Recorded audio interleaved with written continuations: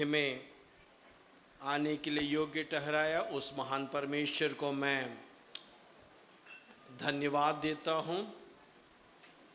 काफ़ी साल बाद कहूँ तो इस प्रकार की आराधना में मैं शामिल हो पाया, जहाँ आप लोग पूरे तन मन से प्रभु की आराधना कर रहे हैं। हालेलुया। ये कलीसिया धन्य है कि अच्छे गायक लोग हैं, अच्छे विश्वासी लोग हैं। लेकिन याद रखना, जिस आम का पेड़ में ज्यादा आम है,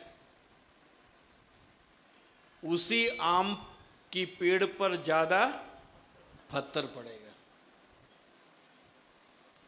समझ में आ गया? हाँ जी।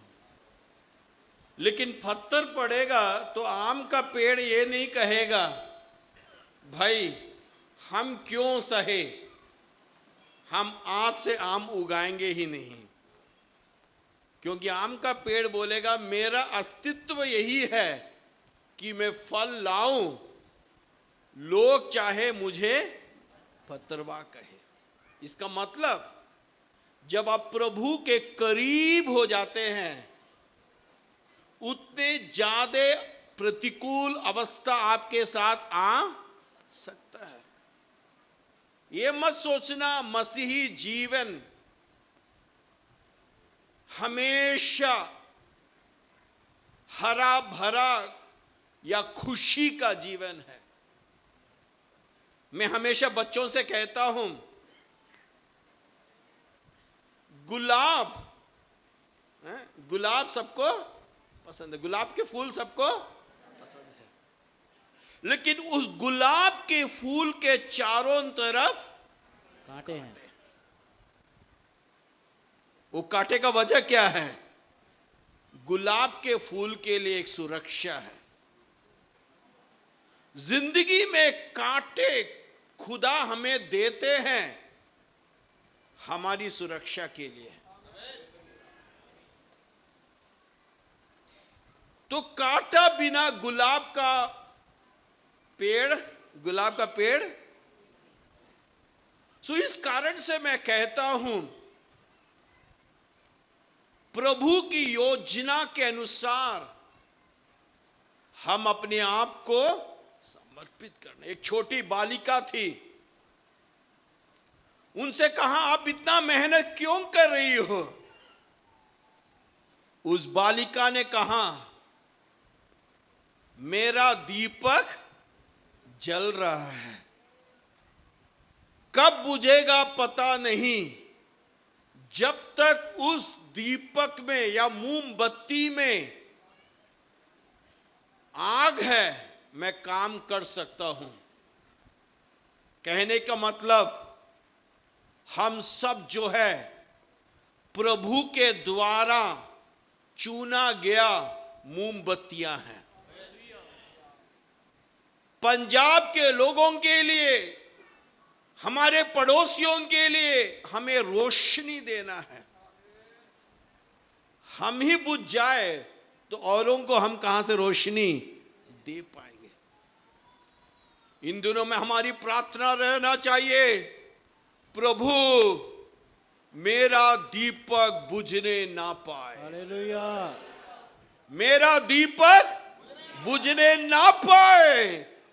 अन्य लोगों के लिए रोशनी के कारण बनने के लिए मुझे इस्तेमाल कर, यह हमारी जीवन की प्रार्थना होना चाहिए। आज सुबह हमने जो विषय रखा था, ध्वनि, शायद कुछ लोग दिन के समय में नहीं आया होगा अपने काम के कारण या अन्य वजह से। सब कुछ मैं आप लोगों के सामने फिर से दोहरा नहीं सकता हूं, लेकिन मरकुस के इंजिल पहला अध्याय से हमने उन 4 ध्वनियों को हमने सीखा है। ध्वनि 2 प्रकार का है, एक दुनिया की ध्वनियां, दूसरा खुदा का। अलग अलग ध्वनियां रहेगा। आवाज जो ध्वनि बोला गया है, आवाज। हाँ जी, ठीक। आवाज, स्वर, सब आपस में क्या होना है?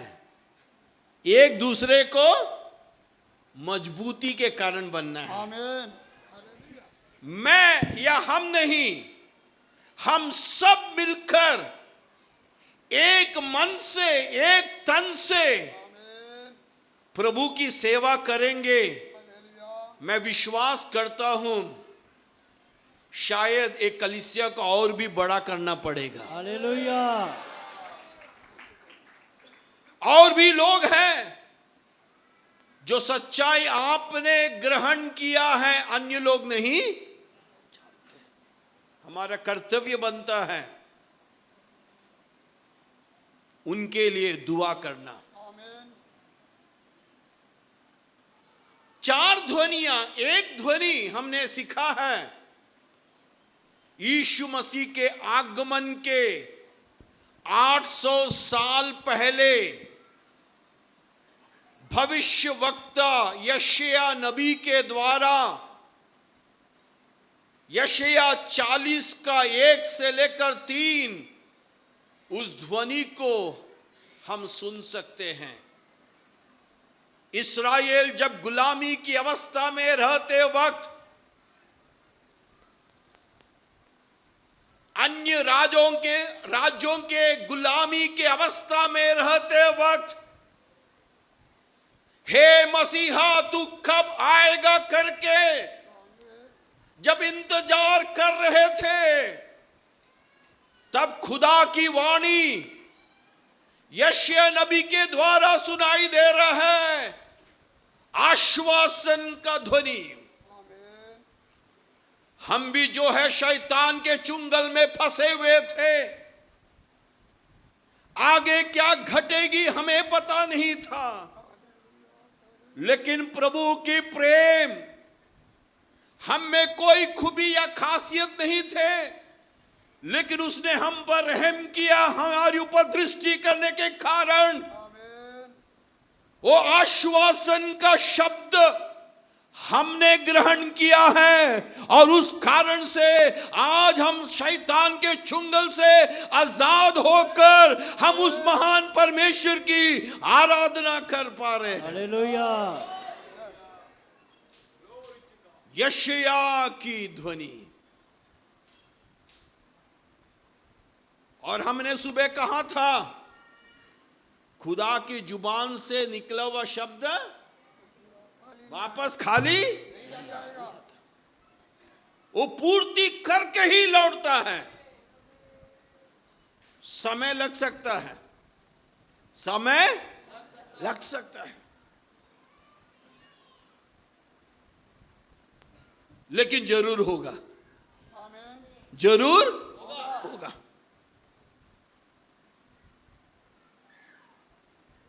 उसके लिए मैं कहता हूं ना, वेटिंग रूम। कितने लोग रेलवे स्टेशन गए हैं, या कितने लोग वेटिंग रूम में रहना पसंद करते हैं? हम लोग चाहते हैं रेलवे स्टेशन पहुंचेगा, ट्रेन आना है।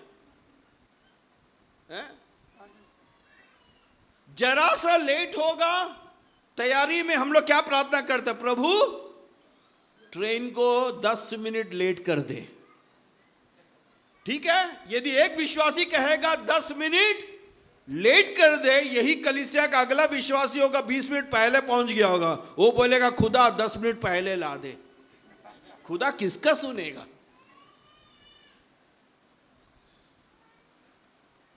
लेकिन मैं आपसे कहने चाहता हूं, waiting room is not wasting room.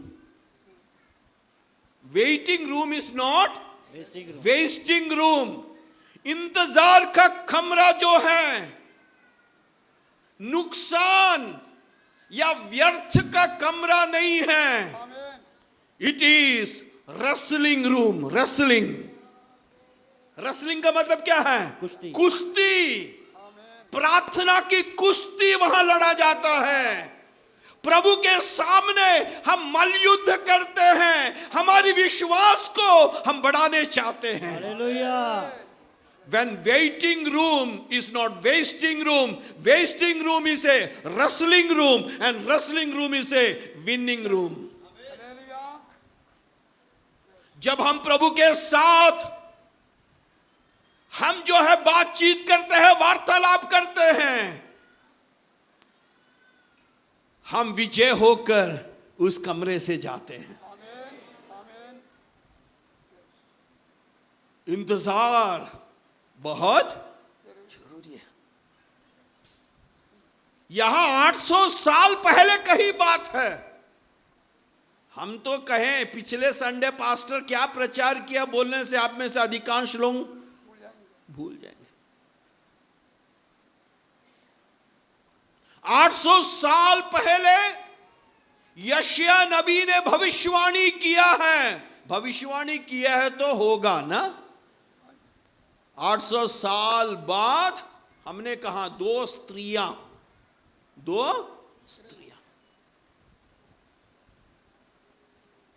प्रार्थना कीजिएगा। आज के एक एक गीत को मैं ध्यान पूर्वक सुन रहा था। मीनिंगफुल सॉन्ग्स, बहुत ही अर्थ वाली गीत है। यीशु की आगमन की गीत था, पवित्र आत्मा की भरपूरी का गीत था। मेरे प्रियो, मैं कहूं इस दुनिया में बाकी सभी चीजों से उत्तम है खुदा की आलय में आकर उसका स्तुति करना, उसका धन्यवाद करना, उसकी प्रार्थना करना। इसके अलावा और कुछ भी नहीं है मेरे। हालेलुया।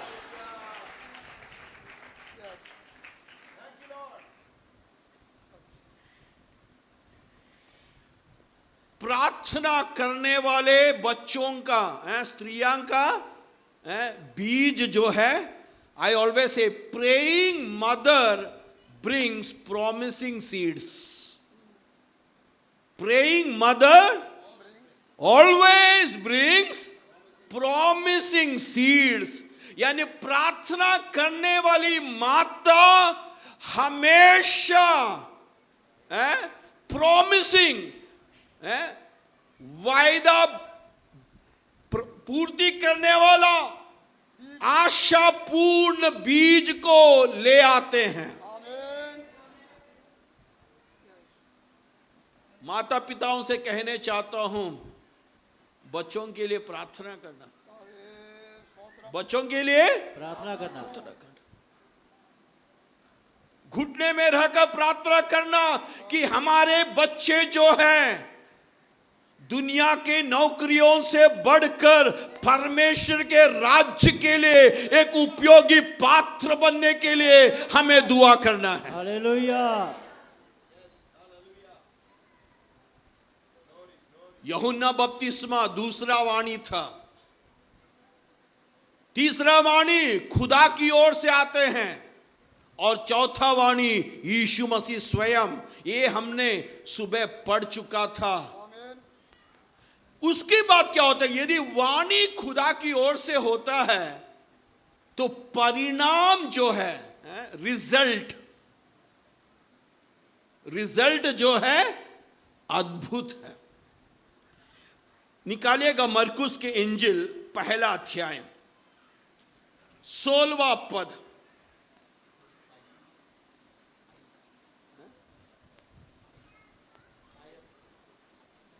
पहला मरकुस के इंजिल पहला आयत उसका 16वां पद, चैप्टर 1 वर्स 16। वहां यूं लिखा है, जब यीशु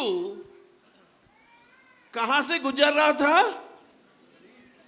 गलील से होकर चल रहा था। इंग्लिश में लिखा है, as Jesus walked beside the sea of Galilee. एक गलील क्या चीज है? यशायाह नबी के पुस्तक 9वां अध्याय उसका 1 और 2 पद। यशायाह नबी के पुस्तक, कोई पढ़ सकता है तो पढ़ सकते हैं। यशायाह नबी के पुस्तक 9वां अध्याय, उसका पहला एवं दूसरा पद। ਪਰ ਉਹਦੇ ਲਈ ਜਿਹੜੀ ਕਸ਼ਟ ਵਿੱਚ ਸੀ ਧੁੰਦ ਨਹੀਂ ਹੋਵੇਗੀ। ਪਿਛਲੇ ਸਮੇਂ ਵਿੱਚ ਉਹਨੇ ਜ਼ਬੂਲੂਨ ਦੀ ਧਰਤੀ ਅਤੇ ਨਫਤਾਲੀ ਦੀ ਧਰਤੀ ਨੂੰ ਤੁਸ਼ ਕੀਤਾ, ਪਰ ਆਖਰੀ ਸਮੇਂ ਵਿੱਚ ਉਹ ਸਮੁੰਦਰ ਦੇ ਰਾਹ ਯਰਦੋ ਪਾਰ ਕੌਮਾਂ ਦੇ ਗਲੀਲ ਨੂੰ ਪ੍ਰਤਾਪਵਾਨ ਕਰੇਗਾ। ਜਿਹੜੇ ਲੋਕ ਹਨੇਰੇ ਵਿੱਚ ਚੱਲਦੇ ਸਨ ਉਹਨਾਂ ਨੇ ਵੱਡਾ ਚਾਨਣ ਵੇਖਿਆ, ਅਤੇ ਜਿਹੜੇ ਮੌਤ ਦੇ ਸਾਏ ਦੇ ਦੇਸ਼ ਵਿੱਚ ਵਸਦੇ ਸਨ ਉਹਨਾਂ ਉੱਤੇ ਚਾਨਣ ਚਮਕਿਆ। समझ में आ गया? यहां कुछ चीजों को आप लोग देखना, वहां यूं लिखा है, इन द फ्यूचर, भविष्य में गलील के राष्ट्र को खुदा क्या करेगा? ऑनर करेगा, उठाएगा। वो कहां है? By the way of the sea के रास्ते में है, यर्दन के करीब हैं। और वहां के लोग क्या हैं? अंधकार में चलने वाले लोग महान रोशनी को देखेगा। मृत्यु के परछाई में रहने वाले लोगों के ऊपर रोशनी आएगा। हालेलुया। समझ में आ गया? गलील के लोग कौन हैं? अंधकार में पड़े हुए लोग, मृत्यु के परछाई में पड़े हुए लोग। उन लोगों को देखकर यशायाह भविष्यवाणी करते हैं, तुम्हारा भविष्य एक अलग सा भविष्य रहेगा, तुम्हारे जीवन में रोशनी चमकेगा करके यशायाह कह रहा है। और उसी रास्ते से कौन गुजर रहा है? यीशु गुजर रहा है। जिस रास्ते से, जिस व्यक्ति के जीवन से, जिस परिवार के जीवन में यीशु गुजरेगा, वो अलग ही रास्ता रहेगा, वो अलग ही रास्ता रहेगा। क्योंकि वो लोग जो है अंधकार में नहीं पड़े रहेंगे, मृत्यु में पड़े नहीं रहेंगे, लेकिन अंधकार में पड़े हुए लोग ज्योति में चलेंगे। मृत्यु में पड़े रहने वाले लोग को जीवन प्राप्त होगा। Hallelujah, hallelujah, hallelujah. ये है मेरे प्रियो, जब यीशु गुजर रहा था, उसका नजर किसकी ओर पड़ा? सीमोन और अंद्रियोस। वो लोग क्या कर रहे हैं? वे नाव में, वे नदी में जाल डाल रहे हैं।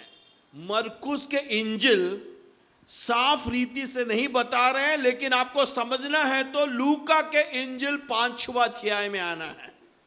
लूका के इंजिल 5वां अध्याय में आते समय यीशु मसीह एक दिन गेनेसरेत नदी, उसको कहते हैं गलील के सी को भी कहते हैं, वहां यीशु मसीह 2 जहाजों को देखा। 2 जहाजों को देखा। यदि आप मरकुस के इंजिल 1 अध्याय में जो भाग हम पढ़े हैं, वहां हम सिमियोन अंद्रियोस को देख सकते हैं और जबदी के 2 पुत्र याकूब और यूहन्ना को देख सकते हैं। वहीं 2 नाव यहां भी हम लोग देख सकते हैं। यीशु मसीह जो है कभी भी गलत नहीं करता है। There is no mistake in the eyes of God. Yeshu की नजर में कोई भी गलती नहीं होता है। यीशु मसीह सीधा किसके नाव के पास गया? पतरस के नाव के पास गया। पतरस मछुआरा था, लेकिन उस दिन उसे एक भी मच्छी, मैं कहता हूं समटाइम्स, कभी कभी जो है हमें पराजय के रास्ते से होकर जाना पड़ेगा, तब विजय का स्वामी हमारे पास आएगा। हालेलुया। विजय का स्वामी हमारे पास आएगा। failure is not final. Failure is not final. It is only a stopping place. कभी कभी खुदा हमें क्या करता है, रुकने कहता है. यीशु मसीह उससे नहीं बोला भाई गिव एंड टेक पॉलिसी, तुम नाव को दो मैं तुम्हें मछली दूंगा. नो, हम कंडीशन लेकर आना नहीं कलीसिया में. प्रभु मैं आऊंगा लेकिन एक शर्त है. और हम क्या करते हैं, लिस्ट बनाते हैं. लिस्ट मत बनाना. प्रभु जानता है आपको क्या जरूरत है. मैं हमेशा कहता हूं टाइमिंग ना, माँ बाप लोग आप देखेंगे, लेडीज लोग जब बच्ची रहते हैं छोटा रहेगा और जैसी बच्ची चाकू के पास हाथ रखेगा तो हम लोग क्या करते हैं, चाकू छीन लेते हैं. लेकिन वही बच्ची बड़ा होगा तो चाकू जबरदस्ती देता, भाई काट. समझ में आ गया ना मैं क्या कह रहा हूं. प्रभु जानता है कब क्या देना है.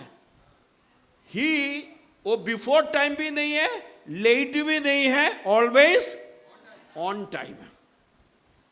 ऑन टाइम है. आज सुबह मैं बहुत खुश था.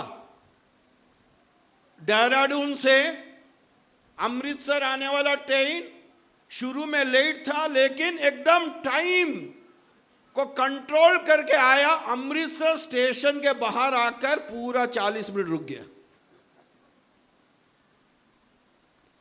खुदा इंडियन रेलवे नहीं है. खुदा इंडियन रेलवे नहीं है. हमारी आशा को निराशा में नहीं करते, हमारी निराशा को आशा में करते. हालेलुया. यहां यीशु मसीह जानते थे, वाकिफ है, पतरस का यह रात जो है शायद उनके जिंदगी में कभी भी इस प्रकार की घटना नहीं घटी होगी. लेकिन यीशु पतरस से क्या कह रहा है, नाव को किनारे में ले आओ. पतरस के पास दो विकल्प था. एक सीधा कहना भाई आज मूड ठीक नहीं है. यदि कहां रहता. दूसरा विकल्प यीशु को नाव दे दिया. नाव देने के बाद भी दो विकल्प है. हमेशा life is full of options. No, life is full of options. चुनाव. नाव देने के बाद भी उसके पास दो ऑप्शन था. एक, यीशु ये नाव यहां है, आप अपना काम करो, मैं अपना काम कर रहा हूं. यदि वो घर गया रहता तो भी उसको जो मिलना था नहीं मिलता. इसका मतलब क्या है, नाव को भी देना है, आप अपना खुद को भी देना है.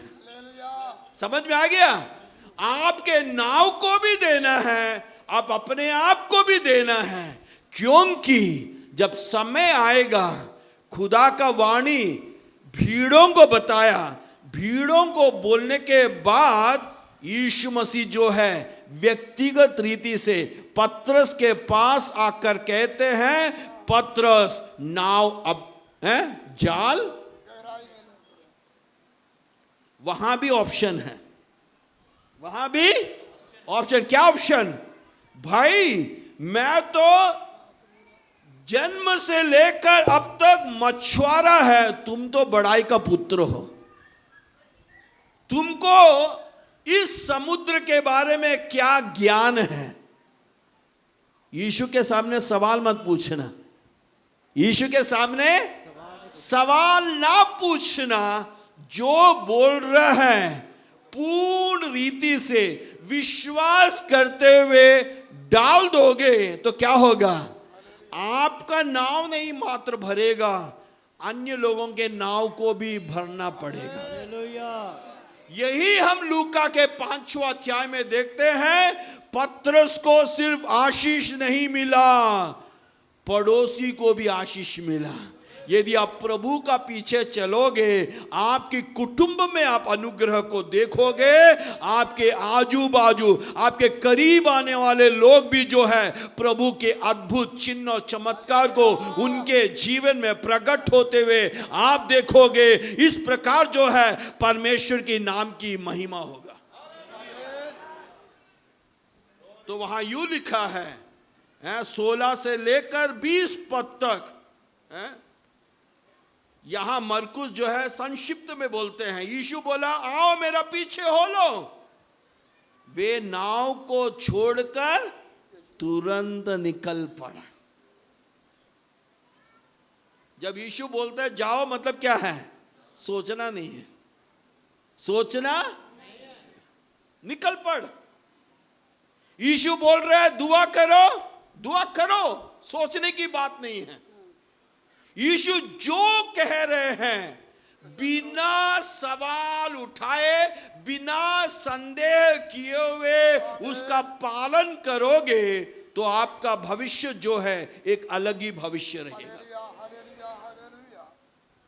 उसके बाद ये है परिणाम, ये है परिणाम, ध्वनि का परिणाम। पहला परिणाम क्या है? चेला बनाओगे। पहला परिणाम क्या है? चेला बनाओगे, यानी मिशन विल कंटिन्यू।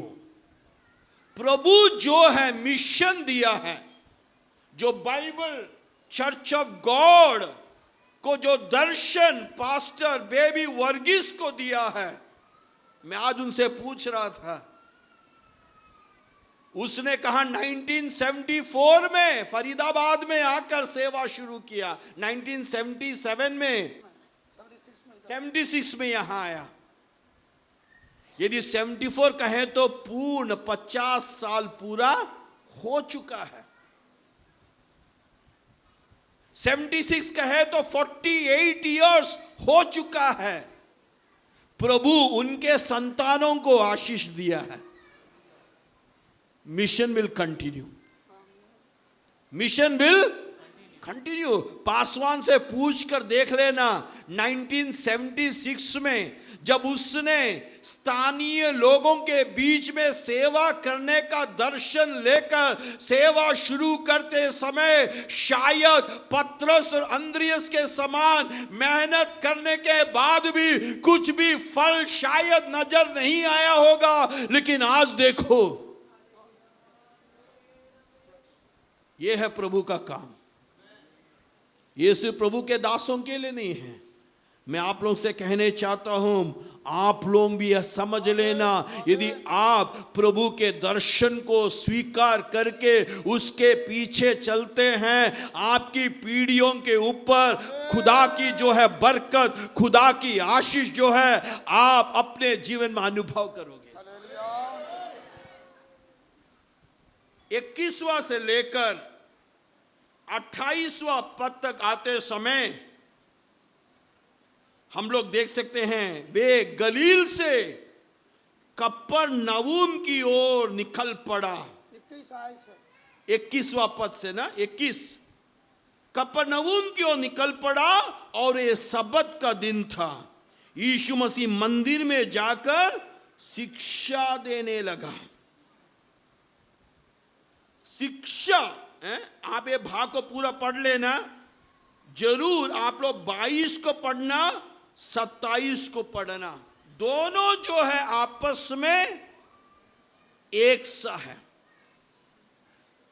लोग कहने लगा, लोग आश्चर्य हो गया, ये कौन सी शिक्षा है? उन समयों के गुरुओं के शिक्षा से अलग शिक्षा है। वहां हम लोग देखते हैं दो चीज हम लोग देखते हैं, टीचिंग, हीलिंग। Teaching, healing. शिक्षा भी हो रहे हैं, चमत्कार भी हो रहे हैं।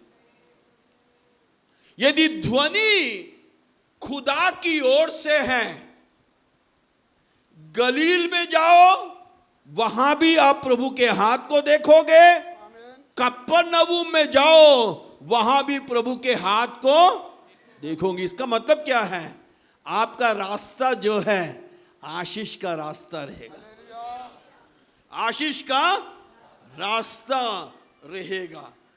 ये सब कुछ होने के बाद आप लोग पढ़ लेना, लेकिन मेरा आज बाकी बचा हुआ समय जो है 35वां से लेकर मैं कुछ चीज आप लोगों के मध्य में रखने चाहूंगा। 35वां पद से हम लोग देखेंगे। वहां यूं लिखा है, बड़ी भोर को जब अंधकार ही था, यीशु मसीह अपने घर को छोड़कर एकांत में गया। क्या करने के लिए? प्रार्थना करने के लिए। ये भाग को पढ़ने से पहले आप लोग 34वां पद को पढ़ लेना। 34वां पद में यूं लिखा है, यीशु ने अनेक बीमारियों को चंगाई किया, अनेक दुष्टात्माओं को निकाला। दुष्टात्मा कह भी नहीं पा रहा, क्योंकि वे जानते थे यीशु कौन है। इसका मतलब क्या है? सक्सेसफुल मिनिस्ट्री ना। 34वां पद क्या है? सक्सेसफुल, सफल सेवा हो गया। शिक्षा भी दे दिया, चंगाई भी दे दिया, दुष्टात्मा भी निकल गया। सब कुछ सही रहते वक्त हम लोग क्या करते हैं भाई? ये मिशन सक्सेस हो गया, थोड़ा हम आराम करें ना, थोड़ा आराम करें। भाई मसीह सेवा आराम का सेवा नहीं है, क्योंकि काम और भी बाकी है, काम और भी बाकी है। लेकिन अगला काम करने से पहले यीशु क्या कर रहा है? बड़ी भोर को। हमारा भोर कितना बजे होता है? कम ऑन, हमारी भोर कितना बजे होता है? 3 बजे, 4 बजे, 5 बजे, 6 बजे, 7 बजे, 8 बजे? कब? अपने आप से पूछ लेना। यीशु बड़ी भोर को, हम लोग उठते हैं कभी क्या बोलते, प्रभु आज मैं लेटे लेटे प्रार्थना करूंगा। क्यों लेटे लेटे प्रार्थना करेगा? नींद फिर से आ जाए। जब मैं लड़की देखने के लिए गया था, मेरे कसिन भी साथ में आई थी, उसको नींद नहीं आ रहा ट्रेन में। तो मेरे पिता से पूछा क्या किया जाए। मेरा पिता बोला प्रार्थना करो, नींद आ जाएगा। प्रार्थना करो। पासवान आज पहले इंट्रोडक्शन में बोला था, सोना नहीं, सोना नहीं, सोना नहीं। अभी मैं 1-2 जन को देखा, मेरी आवाज को जो है क्लासरूम में बच्चे लोग बोलते हैं, सर सोना चाहते हैं तो भी सो नहीं पाता, क्योंकि आपकी आवाज बहुत ज्यादा है। लेकिन यहां के लोग जो है, शायद घी, इतना मजबूत घी खाता है, सोने में माहिर है। वो भी सामने बैठकर सो रहे, पीछे बैठते तो फिर भी दिखाई नहीं दे रहे। धन्य है जो सो रहे हैं। लेकिन यूतिकुस के समान सोना नहीं, पौलुस का वरदान मुझे नहीं है। एनीहाउ, ये सब बात की बात है। तो वहां यू लिखा है, अर्ली इन द मॉर्निंग घर को छोड़ दिया, घर से निकल पड़ा। तड़के ही सॉलिटरी प्लेस, एकांत की जगह में जाकर आमीन, कौन कर रहा है? हालेलुया। यीशु, परमेश्वर का पुत्र पिता के साथ क्या कर रहा है? बातें कर रहा है। आमीन। मैं हमेशा कहता हूं, praying time is charging time. आमीन। Praying time is charging time.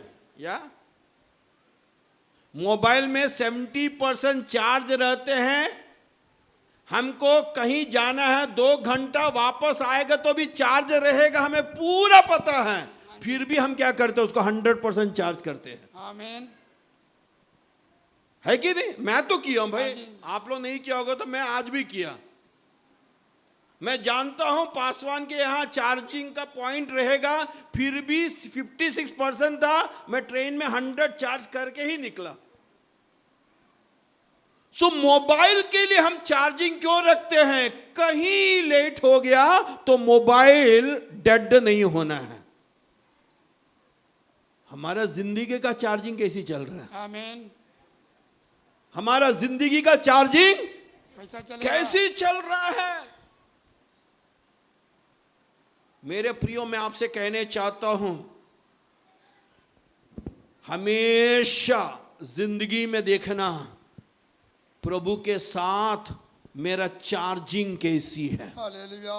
प्रभु के साथ मेरी बातचीत कैसी है, प्रभु के साथ मेरी संपर्क किस प्रकार से है। यीशु मसीह परमेश्वर के पुत्र होने के बावजूद यदि वे पिता के साथ संबंध रखता है, तो हम जैसी लोग जो पापी दुनिया में रहते हैं, अलग अलग विषयों में फंसे रहते हैं, हमें जो है यीशु से भी ज्यादा समय प्रार्थना करना है। लेकिन अनेक बार हम प्रार्थना में कमजोरी कर देते हैं।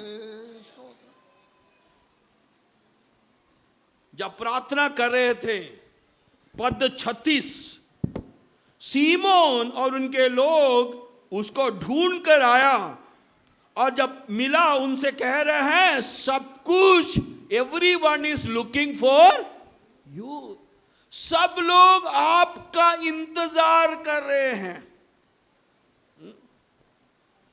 इसका मतलब क्या है? यदि ऐसी संदेश हमें मिल जाएगा तो क्या है? चर्च के बाद में प्रचार करने के बाद यदि कोई विश्वासी आकर कह रहा है everyone is looking for you, मैं तो खुश हो जाऊंगा ना। यीशु क्या कह रहा है? आओ हम और भी दूसरी जगह में जाए, क्योंकि वहां भी मुझे प्रचार करना है, क्योंकि वहां के लोग भी प्रभु को ग्रहण करना है। आज किसी बहन ने भविष्यवाणी दिया था, प्रभु भविष्यवाणी को पूर्ति करने पाए। और भी गांव है जहां प्रभु के वचन नहीं पहुंचा है, लेकिन वहां जाने से पहले क्या करना है? प्रार्थना करना है। Praying Jesus, preaching Jesus. समझ में आ गया? प्रेइंग जीसस, प्रीचिंग जीसस, और प्रीचिंग जीसस के बाद क्या आता है? Practising Jesus. उसके बाद क्या आता है? Practising Jesus. सबसे पहले क्या करना है? प्रार्थना करना है, फिर प्रचार करना है। सिर्फ प्रचार नहीं, वो जो प्रचार करते हैं वो अपने दैनिक जीवन में लागू करना है। मैं विश्वास करता हूं पासवान आशीष इस उदाहरण को हमारा कॉलेज का फाउंडर सन्नी अंकल ने बहुत बार दिया है, शायद सुना होगा, नहीं मुझे पता नहीं। मैं अपना सरनेम मैथ्यू कह रहा हूं, ठीक है? नहीं तो कहीं और गलती से आप लोगों का सरनेम आ जाएगा तो अच्छी बात नहीं है। एक भवन में 2 जवान थे, एक मेरे जैसे बाइबल का पंडित था, दूसरा एक मेडिकल डॉक्टर था। मैं भी मेरे नाम के सामने क्या लिखता हूं? Doctor, DR Matthew. और जो मेडिकल भी है वो डॉक्टर भी अपने नाम के सामने क्या लिखेगा? डॉक्टर लिखेगा। सो दोनों चाहते हैं लोग उनको डॉक्टर मैथ्यू करके क्या करें? संबोधन करें।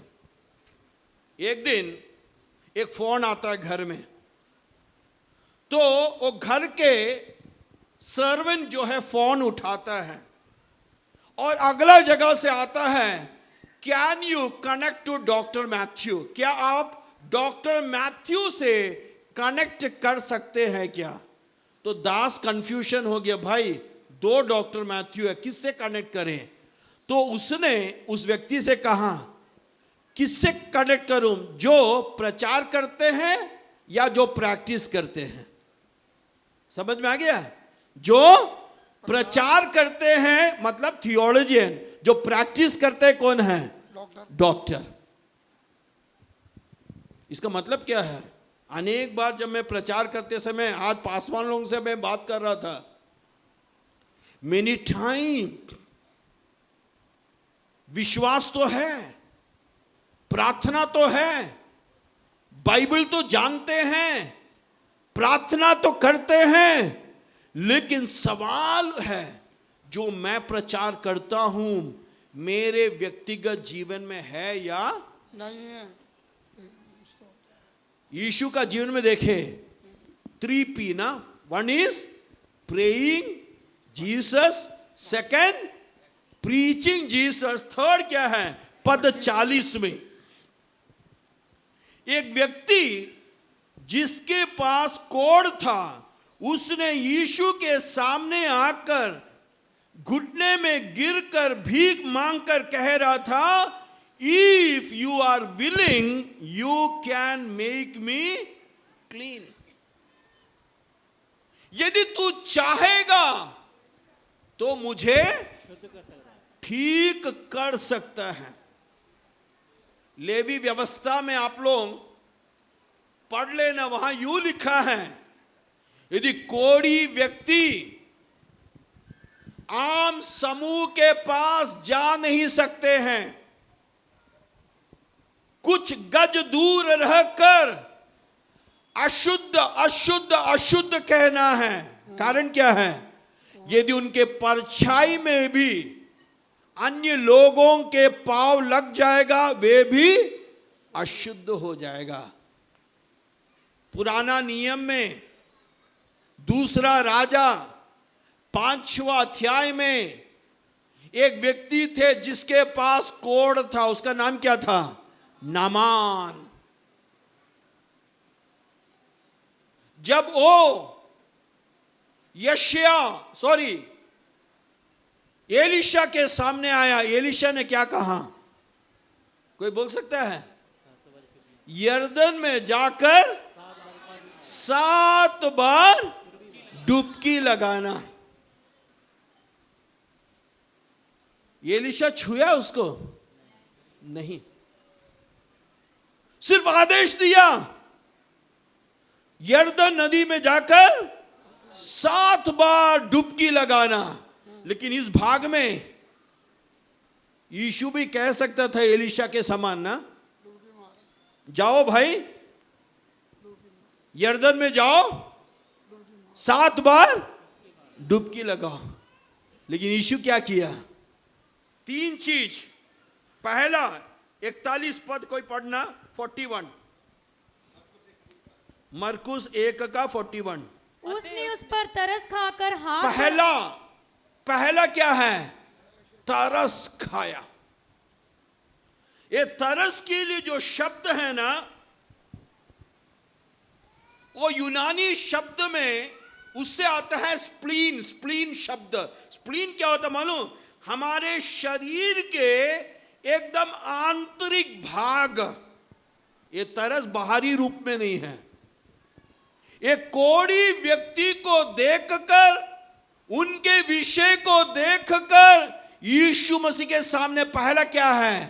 तरस खाया। दूसरा, तरस खाकर हाथ बढ़ाया और उसे छूकर कहा, मैं चाहता हूं तू शुद्ध हो जा। मैं चाहता हूं तू शुद्ध हो जा। और वो क्या हो गया? शुद्ध हो गया। शुद्ध हो गया। इसका मतलब क्या है? प्रैक्टिस कर रहा है ना, कोई फर्क नहीं है। दूर से नहीं कह रहा है, करीब आकर स्पर्श करके ठीक कर रहा है। हालेलुया। उस यीशु मसीह की हम आराधना करते हैं। आमीन। आज संध्या का मेरा वाणी यही है, स्तोत्र। जब प्रभु की आवाज को आप सुनकर निकल पड़ते हैं, उसका परिणाम जो है आमीन। अद्भुत होते हैं। हालेलुया। मैं एक उदाहरण कहने चाहता हूं। सभी माँ बाप को मजबूत करने के लिए। आज मेरी माता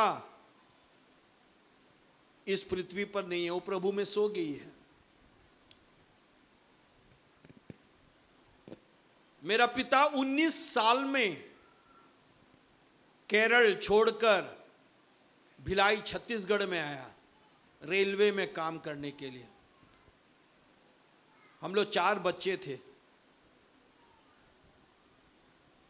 मेरा माँ बाप का एक ही इच्छा था, मैं सभी बच्चों को जो है इंग्लिश मीडियम स्कूल में एडमिशन देना है कि वे अंग्रेजी भी सीखे, क्योंकि हिंदी तो हम जानते ही हैं। लेकिन उसकी एक प्रार्थना था कि चारों बच्चे जो है कम से कम जो है बीएससी करना है। क्या करना है? बीएससी। उसने प्रार्थना नहीं कि इंजीनियर बनना, डॉक्टर बनना, ये सब प्रार्थना नहीं किया, सिर्फ एक बीएससी। आज भी मुझे याद है उनका सैलरी, जब मुझको अक्ल आया 1000 रुपया था उस समय सैलरी, जब मेरे को होश में आया। जैसी सैलरी मिलता है ना 1000, वो सीधा 100 रुपया वहां से क्या करता है? निकाल कर, कभी कभी मंगलवार को सैलरी मिलता, बुधवार को मिलता है ना, वो क्या करता था मानो, वो अलमीरा का अंदर जो है सेफ का अंदर डाल देता था और 900 रुपया हाथ में रखकर दुआ करता था, प्रभु ये 900 रुपया ये पूरा महीना चलने के लिए आप मुझे सहायता करना, मेरे बच्चों की पढ़ाइयों में अनुग्रह करना, वे कम से कम बीएससी करने पाए। हालेलुया। दूसरा चीज, सुबह 5 बजे, सुबह 5 बजे पारिवारिक प्रार्थना। पारिवारिक प्रार्थना में हम सबको बैठना है, सबको दुआ करना, सबको बाइबल पढ़ना है। नींद आया तो हाथ पड़ेगा यहां। खाया, बहुत खाया हमने, बहुत स्ट्रिक्ट था मेरा फादर, अभी भी है, 86 इयर्स ओल्ड है। अभी भिलाई जाने से 5 बजे प्रार्थना नहीं है। कितना बजे पता है? सुबह 4:15 बजे। सब कुछ मिलने के बाद प्रार्थना डिले होना है ना, वो उस साइड चले गए 4:15 बजे। मैं आपसे कहने चाहता हूं, मेरा बड़ा भाई बीएससी मैथ्स है, दूसरा भाई एमएससी मैथ्स, मैंने बीएससी मैथ्स किया, मेरा बहन जो है बीएससी नर्सिंग किया। प्रभु कर्जदार नहीं है। हालेलुया। लेकिन मैं कहने चाहता हूं, वहां खत्म नहीं हुआ स्टोरी। स्टोरी वहां खत्म नहीं हुआ। मेरा बड़ा भाई का दोनों बेटा इंजीनियर है, दूसरा भाई का बेटा मेडिकल डॉक्टर है, सीएमसी लुधियाना में अभी एमएस या एमडी जो है कर रहा है, सर्जन में। मेरा बेटी फार्मेसी में डॉक्टर की है। पीढ़ी को भी प्रभु आशीष देगा। हालेलुया। समझ में आ गया? पीढ़ी तक खुदा क्या करता है? आशीष देता है। लेकिन ध्वनि को सुनकर निकल पड़ना है। ध्वनि को सुनकर निकल पड़ेगा तो आपका रास्ता जो है अधूरा रास्ता नहीं है, आप प्रभु को चखोगे। उस कारण से दाऊद कहते हैं, चक्कर देखो यहोवा कितना भला है। हालेलुया। चक्कर देखो यहोवा कितना भला है। ये भलाई परमेश्वर आपका जीवन का मार्गदर्शन बनने पाए, इस वचन के द्वारा प्रभु हम सबको